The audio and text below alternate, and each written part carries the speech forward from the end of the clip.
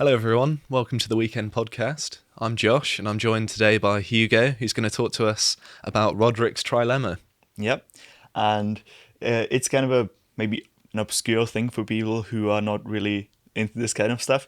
And so we're going to be talking about that from like a really basic point of view and clearing up some of the misconceptions that people might have because the terms might not be as clear at first and stuff like that. And just so everyone is kind of on board, I read a very short article about it, but I don't really have any understanding beyond being completely naive. I kind of have the basic fundamentals of the theory understood, but not a lot else. So I'm going to be asking kind of the questions that I'd imagine that you would be. So hopefully I can help with that. Sure. Okay, so what is it? Rodrik's Trilemma. It's a political economic kind of concept that has kind of taken off in the last few years or maybe even a decade. It was formulated by this famous person, an academic. As far as I know, it was never codified in any book or anything like that, as most of these things usually are. And so it was kind of a weird one.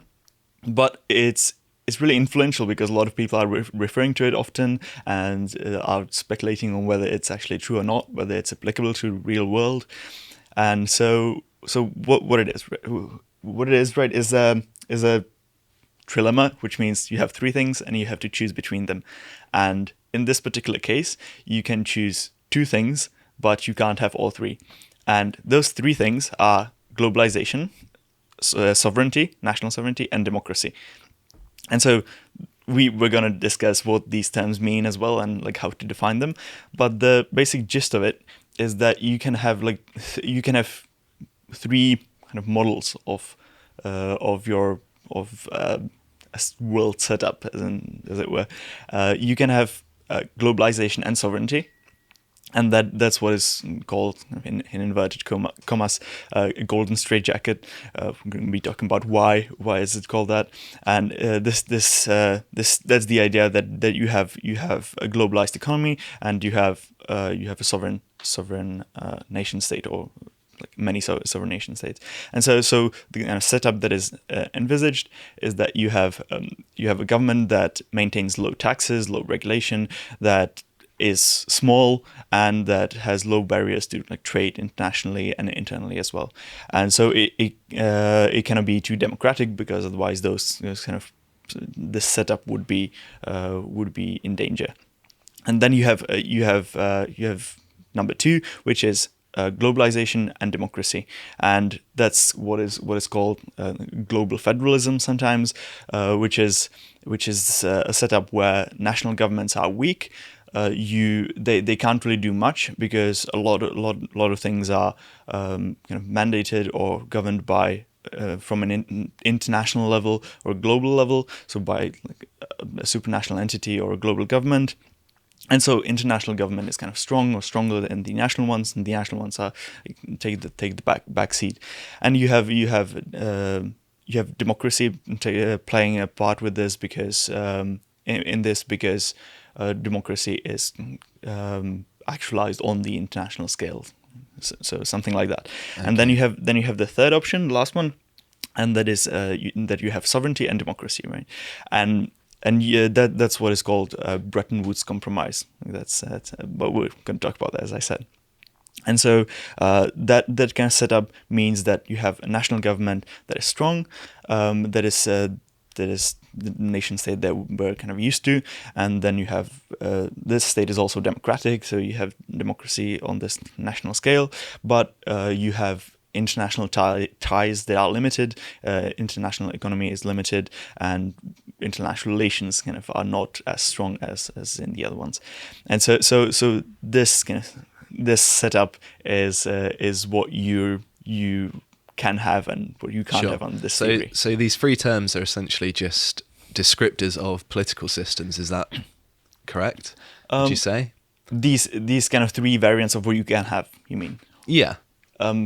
Yes, I would say yes of political systems on a global scale, right? Because we're talking about one of those things that is part of the trilemma is that UK is globalization. So it's a kind of an international kind of we're talking in the international sphere. So Sure. it's not just something that is limited to a nation state. So if we're talking about what it is, a political system, it's not something that you just have in your state, but something that you're looking at from an international point of view.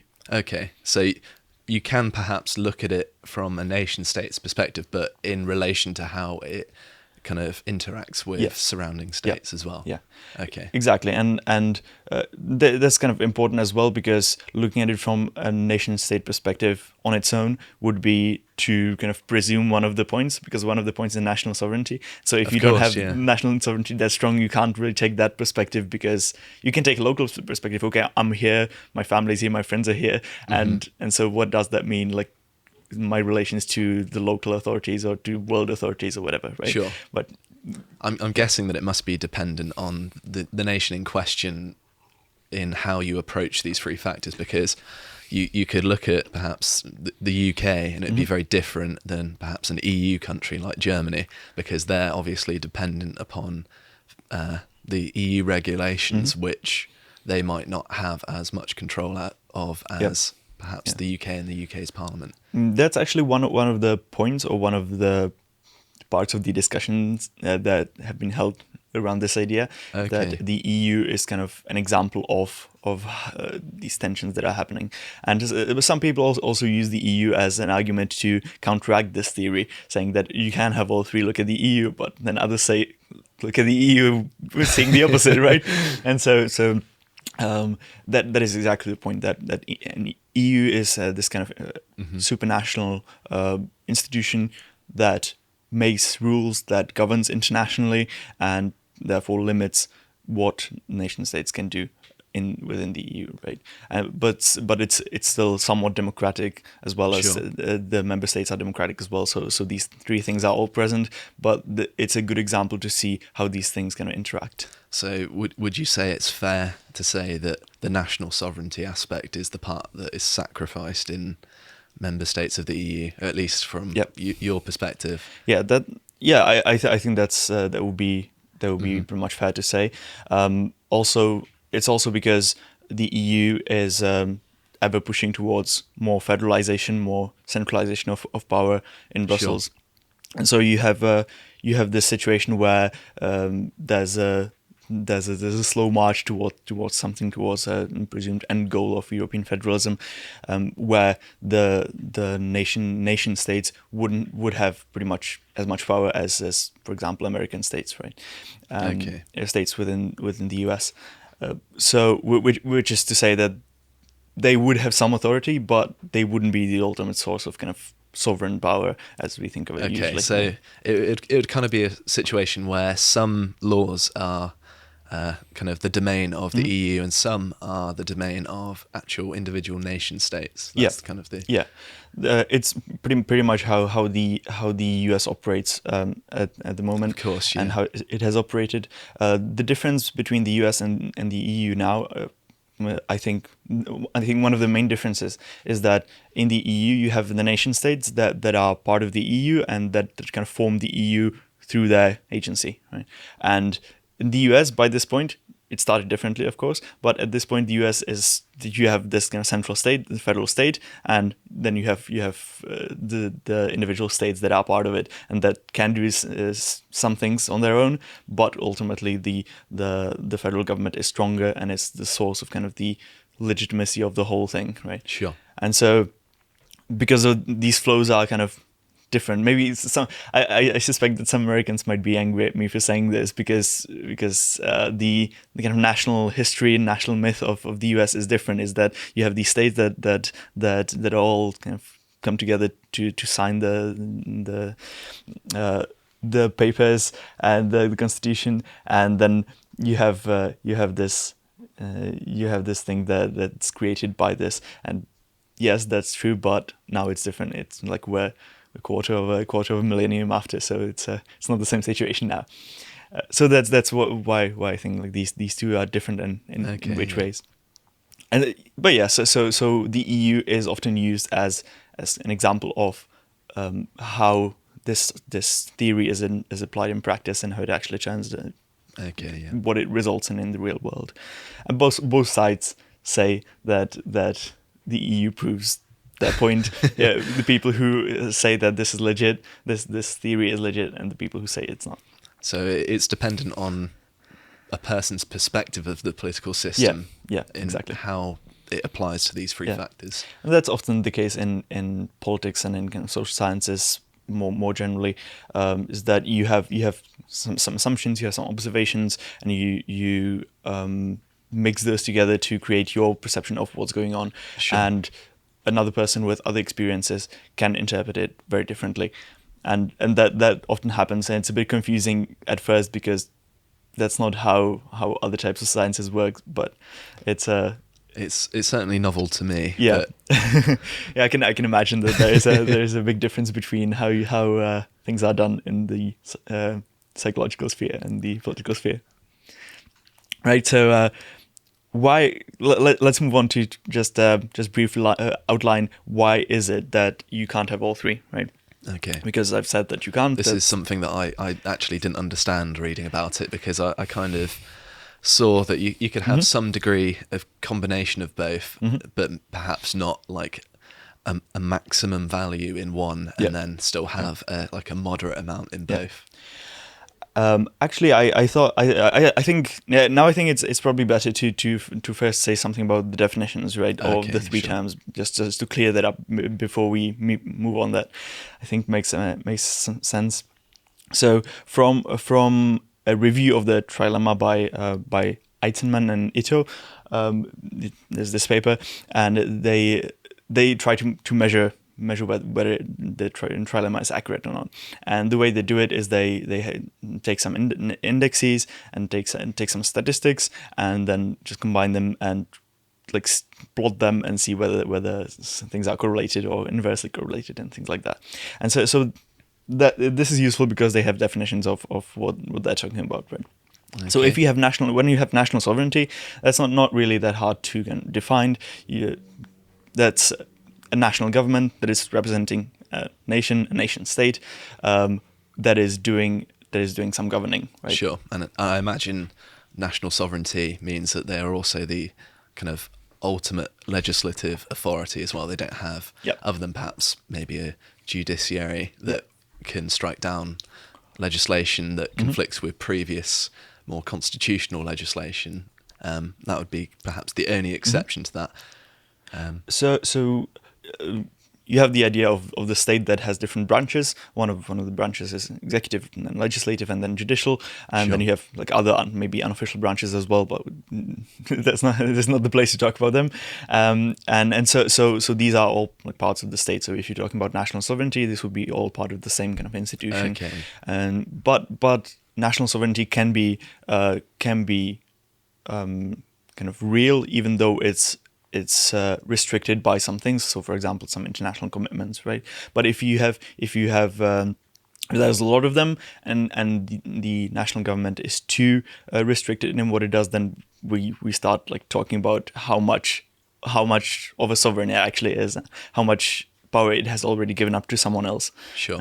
But surely, if there are kind of voluntary restrictions on national sovereignty, so you mentioned perhaps joining some like the Paris Agreement, for example, that's like a voluntary restriction on national sovereignty. Yeah, is that fair to say? That is fair to say, but at the same time, you have governments can like there's nothing stopping them from making these commitments indefinitely and to make a lot of them, right? And so then you can have a change in government, you can have kind of progression of history in some point, and so at some point you can find that someone in the past had made many commitments that you don't really like wish to like continue, but there's not many options to get out of it, or it's hard or something like that. And now the status quo is that you can't do much, right? Okay. And so that can happen even though it was all consensual when it started. Sure. Yeah. And so that's one of the issues that this kind of theory addresses as well. And so that's kind of the easy part, national sovereignty. Then democracy, it's a bit harder. People define it in different ways, and you have usually the measures involve like how transparent elections are, how free you are to form a political party, how much kind of voice can you have in the public discussion of what's going on, things like that, right? Sure. And so generally, what I think the most legit definition of it is, and what it involves, is elections, governments changing according to who wins or loses elections, and then kind of not restricting future elections and the future of this process if you're in power, right? So that's the gist of it. To which a lot of people add a lot of things that I don't necessarily agree that they belong there. But I think this is a good start. Okay, the first thing that came to mind for me was the difference between direct democracy Yes. and representative democracy, because I could certainly see that some people might rank one over the other as being more democratic or less democratic, but they're two different, perhaps, ideas of what democracy is or should be.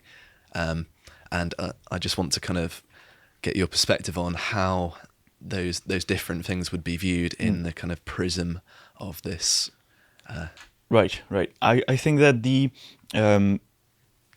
that this distinction wouldn't really make that much of a difference in this theory, because what the theory says that what it addresses is whether you're able to make decisions according to the will of most of the people or the people, right? Okay. And so I would say the majority. Right? So that's simply a discrepancy in interpreting the will of the people. Like a representative democracy could simply be justified by saying, well, just because we interpret it doesn't mean that it's any less than direct democracy, or in some cases better, because they are able to kind of mitigate against things that might be popular but not necessarily good. Yep. So you can say both are democratic, and both are democratic if what they do is represent and enact the position of the majority or of like most of the people, right? Sure. Then we have some things like protection of minorities, things like that, but that's a different question. And I think that doesn't really belong to a discussion of democracy, right? And I'll get to that in the end as well, so it might be interesting.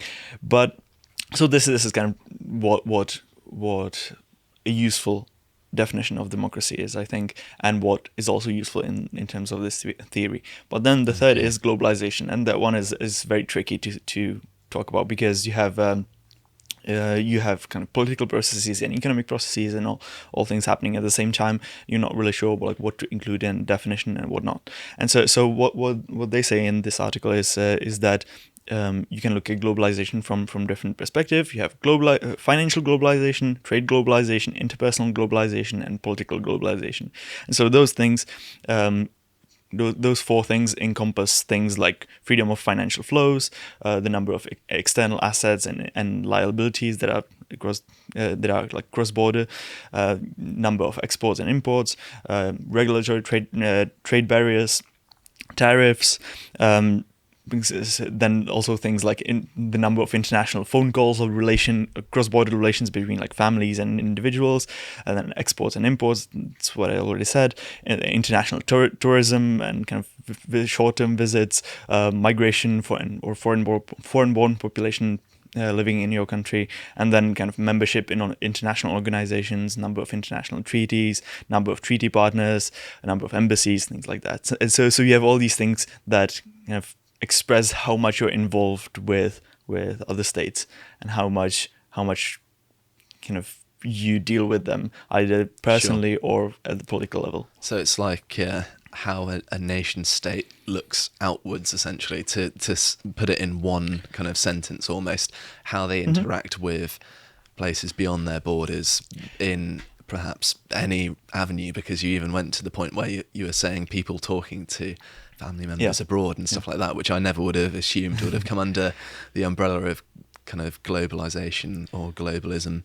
I kind of thought it was more of an economically focused kind of concept, where it was about trade being more internationally based than regional. Yeah, I think you have like different things, different terms describing different concepts, but this all can all these things that I've mentioned can be summarized into like saying, okay, this is kind of This is globalization. This is the whole process of what's going on politically, interpersonally, economically, and like all of it together. We're not singling out some kind of process. And I think what you said before is important. You said how a nation state looks outwards, Sure. and that is a part of it, but also how individuals look beyond the borders of their own state, right? Okay. So the trade the individuals and firms have with other individuals and firms across the border, and also like personal relations and things like that. So yeah, I could probably have tacked on the caveat that the individuals in the nation state also act in their kind of own way, independently of the rest of the nation as well. Exactly. And so now we get to the part where we say like, why can't you have all three, right? Okay. Now that we have some definitions. So the argument goes that if you have the first setup, that you have globalization and you have sovereignty, you can't have democracy because that would counter globalization. So you have if you have democracy that is happening on a national scale, it can restrict economic flows. It can restrict freedoms of people within the borders to deal with people across the borders. And how would it do that? Because I can't necessarily see a link between the two things. So if you have a majority that elects someone who says, okay, now we're gonna have prohibitive tariffs. So trade across the border is going to be much lower. So like protectionist trade policies is like a good example. Yeah. There's many other examples of this, but this is one of them, right? So if you have protectionist trade policies, those can be perfectly democratic according to the will of majority, but they restrict kind of free flow of goods and of what people can do with other people across the border, right? And so democracy is in this way a threat to globalization. Okay. And so you can have sovereignty, national sovereignty, and globalization, but you can't have democracy because that threatens globalization. But then, if you have the other setup, if the second setup, if you have globalization and democracy, you can't really have national sovereignty because that threatens democracy. If you have a globalized world, then and you want a democratic world as well, you have to kind of exercise that democracy at a supranational level, and so you will have to have some institutions that are democratic, that are democratic representative, maybe on the level of the UN or regional organizations such as the EU and things like that, and so that's where the democracy is going to be, right? Because those are the decisions that you will have to make to like be able to enact those policies, to put together, to have the globalized world like be together, right? Or have this kind of system in place. So you could kind of look at the COVID-19 pandemic and having the World Health Organization, although they are relatively incompetent, that having them coordinate a response being like an example of kind of what you're trying to say, I think. Yeah. Is that? That might be part of it. So the point is that you can't have national sovereignty because that would threaten the kind of global democratic setup at that point, right? So if you have global federalism, you can't really have nation states saying, okay, we're going to do what we want here locally, because things are decided globally, democratically globally, right? And so national sovereignty has to go out. You can't have that in that setup. So then the last setup, you have sovereignty and you have democracy, but you can't have globalization in that setup because that would counter democracy. It would prevent democracy from working. So it's basically the inverse of what I said in the first point. So if you have national sovereignty, if you have national states doing some things and they're doing their own thing, each of them doing their own thing, that they can do that democratically, right? So it's fine. You can have national sovereignty and you can have democracy. But if you start having globalization and having an increasing extent of globalization, you will lose that ability to kind of direct your own affairs. Either that or the ability to do that democratically. Okay, I think I understand everything now. So essentially, if you have influences from outside of your nation state, it's going to have influences on the internal kind of running of your state that perhaps democracy might not be able to control, is essentially the point you're trying to make, right? Yeah. So if you then want to control these like international setups and what's going on internationally, you have to exercise democracy at an international level if you want to keep democracy, right? Sure. So then that would be sacrificing the national sovereignty, wouldn't it? Exactly. But then if you wanted to keep national sovereignty, you can't really have democracy if you also want these international setups, right? Because democracy can be a threat to it, and that's what we talked about in the first. So it kind of goes full circle and kind of all connects together. Like why can't you have the third? It's all clicked into place now. I finally That's good. feel like I understand it. I'm glad I was able to kind of explain it at least a little bit clearly. And so, why are these three options called what they are called? So one is called the golden straitjacket. That's the globalization and sovereignty, and it's called that because it refers to the 19th century gold standard, this kind of international setup before the League of Nations, before the United Nations, where what kept this globalized world, or at least globalized Europe and its colonies, going was the gold standard, on which all the national currencies then were based. They were tied to gold, and they were just redeemable for gold. And so that's why it's golden, and straitjacket because you can't be democratic. Like that's the idea, right? So you will have this kind of golden system of gold standard, but you can't make really democratic decisions because that will isolate you from the rest of the system. Sure, and that's because the gold standard is something independent of any one country. Yeah, okay. Exactly. And so that's why the globalization and sovereignty bundle is called golden straitjacket. Then you have the globalization and democracy bundle, and that's kind of a quote unquote future scenario that people talk about, which is global federalism, right? And so the argument behind it is like why it is a future scenario is that people don't want to give up democracy, people don't want to give up globalization, and so what needs to be given up then is the nation state, right? And so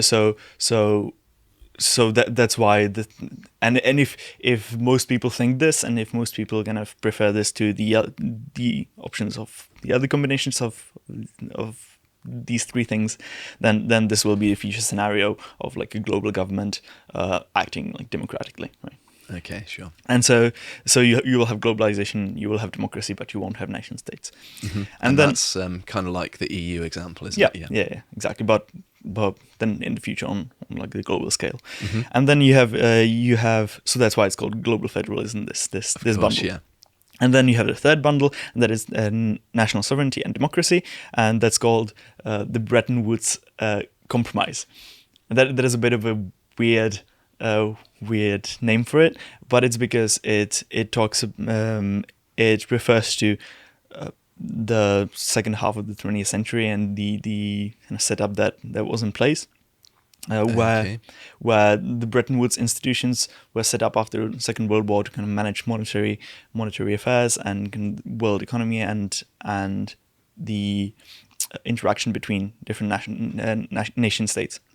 And what they did was they allowed some level of globalization, but they restricted it at the same time. So they didn't allow for all capital controls, for example, to be dismantled because that was seen as something that you don't want to do. You don't want to do too much of this because then you'll lose other things such as national sovereignty, right?